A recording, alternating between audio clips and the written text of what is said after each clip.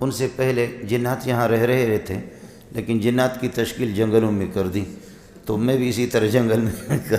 کراچی سے باہر ہوں۔ السلام علیکم ورحمۃ اللہ وبرکاتہ۔ امید ہے کہ سب دوست خیریت سے ہوں گے۔ مولانا منظور مینگل صاحب کی بیان کو سماعت فرمائیں۔ کبھی یہ شوق ہوتا ہے کہ شہر میں جائیں اور شہر والے حضرات جو اچھے اچھے کھانا کھاتے ہیں کچھ نہ ہمیں بھی مل جائے، صرف ذائقہ بدلنے کے لیے کہ کم از کم ذائقہ بدل جائے۔ تو امام صاحب آپ کے تشریف لائے تھے، میں انکار کر نہیں سکا، فاروقی صاحب، لیکن میں بھی حیران تھا کہ بھئی واللہ علم مجھے معلوم بھی نہیں ہے ایجنڈا کیا ہے، موضوع کیا ہے، لیکن بہرحال یہ کہ ہم لوگ دیہاتی لوگ ہیں، میں خود ایک خانہ بدوش آدمی ہوں اور خانہ بدوش کا بیٹا بھی ہوں، لیکن تھوڑا تھوڑا ہم سمجھتے ہیں۔ یہاں راستے میں معلوم بھی نہیں کر سکا امام صاحب سے، اور یہاں آنے کے بعد سوچ رہا تھا کہ کیا بیان کروں، لیکن وہ پتہ چلتا ہے وہ کہ امام صاحب اور خطیب صاحب ہمارے یہاں تو مختلف گروپ ہے نا،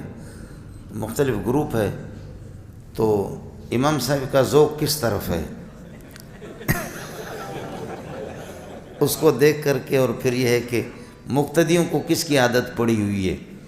اور مقتدی کس چیز کو پسند کریں گے، تو ظاہر ہے کہ جیسے کہ وہ شین و یا عین و عین و ہا والے جو لوگ ہوتے آپ سمجھ گئے، شین و یا عین و ہا، تو ان کا ایک ہی موضوع ہوتا ہے حضرت حسین اور کربلا،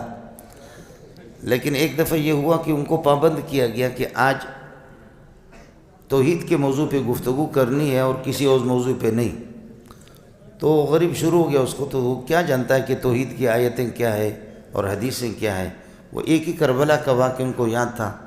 شکر ہے کہ اتنا یاد تھا اس کو کہ قل هو اللہ احد اللہ الصمد لم یلد ولم یولد ولم یکن لہ کفوا احد پڑھنے کے بعد کہنے لگے میں اللہ کی وحدانیت کو کیا بیان کر سکتا ہوں، کیا توحید کو بیان کر سکتا ہوں۔ حضرت حسین نے آل رسول نے اپنے سر اس لیے تو کٹوائے تھے، پھر شروع ہو گیا اسی پر،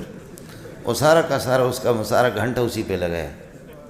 یہاں مسئلہ مفتی صاحب غریب، وہ ان کا بیان اللہم اغفر لی ذنبی ووسع لی فی داری وبارک لی فی رزقی، مفتی صاحب اس طرف اور امام صاحب یہ کہ دوسری طرف۔ میرے لیے اتنا بڑا امتحان ہو گیا کہ میں حیران ہوں کہ میں کیا کروں گا۔ مفتی صاحب کا مزاج بالکل الگ ہے، وہ الگ تھلگ، اور امام صاحب کا بالکل مزاج وہ الگ تھلگ، اور یہاں کے لوگ نوجوانوں کو دیکھ کر ان کے نعروں کو بھی دیکھ کر کے مجھے بھی ڈر بھی لگتا ہے کہ کہیں کوئی مسئلہ نہ ہو جائے۔ وہ بھی یہ شعراء حضرات نے پھر ان کو زندہ باد زندہ باد، آپ سے گزارش ہے میں پہلے سے زندہ ہوں، آپ لوگ زندہ باد نہیں کہنا۔ لوگوں نے مفتی صاحب نے الگ بیان کیا، امام صاحب کا سلسلہ الگ ہے، میں حیران ہوں کہ کیا کروں، لیکن ظاہر ہے کہ آج شام کا کھانا تو امام صاحب کھلائیں گے۔ تو اس وجہ سے ہوا کہ وہ پٹھان سے کہا کہ آپ کھانا پسند کریں گے یا ٹھنڈا پسند کریں گے یا گرم پسند کریں گے، اس نے کہا یا کیا ہوتا ہے، تینوں لاؤ۔ یا کیا ہوتا ہے، تینوں کو لاؤ۔ تو اب مجھے تو بیان آتا بھی نہیں ہے، حضرت مفتی صاحب کو معلوم ہے۔ سب سے بڑی آزمائش